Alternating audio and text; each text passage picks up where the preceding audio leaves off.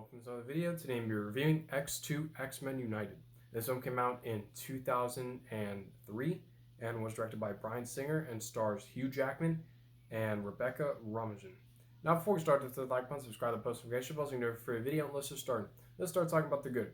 So all the actors in Action's film are fantastic, especially Patrick Stewart, Hugh Jackman, and Ian McKellen. They are very, very good in this film.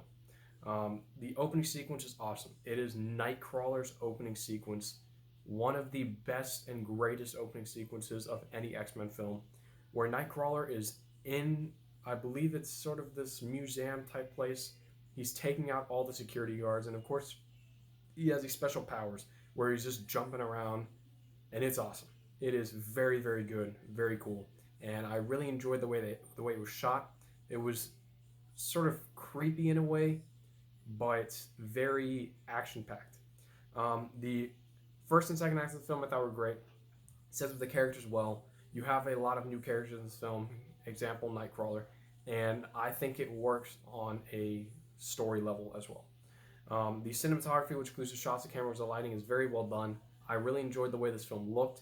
It looked like a 2000s film, an early 2000s film, but I think it helps the film and enhances my enjoyment of the film just because of how it looks. The action sequences are awesome. I really enjoyed all the action sequences in this film, especially that opening sequence, like I stated. Great opening sequence. And there are some action sequences in that third act and second act, which I really enjoyed as well. The story. Now, I really enjoyed the story. You have Wolverine, Cyclops. So Cyclops loves Jean. He's in love with Jean. And Wolverine also loves Jean. But Jean is in love with Wolverine, and Jean and Cyclops are sort of almost getting together in this movie, and it does sort of show another side to Wolverine that we never got before. And Stryker is the villain for this film, and I thought he was a good villain. I enjoyed Stryker as a villain. He fit this film because he wanted to use the X-Men for all the sort of military purposes, and I thought it worked because Stryker is sort of that classic villain, but he also has other layers to him that you find out throughout this film. The score. Now, the score by John Ottman is great. Similar to the first score, I really enjoyed this one for this film, and when the action sequences are happening and the score's ramping up, I really enjoyed that.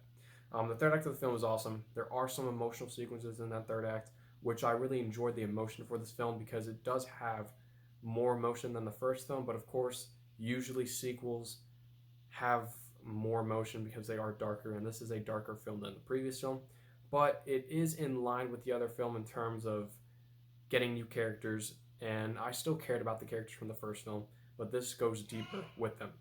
The ending sequence, I thought it was great. It was a great ending sequence, and it closes out the film very well. That's all the good that I have. Now let's move on to the bad. So some sequences do feel like what we saw in the original film, X-Men.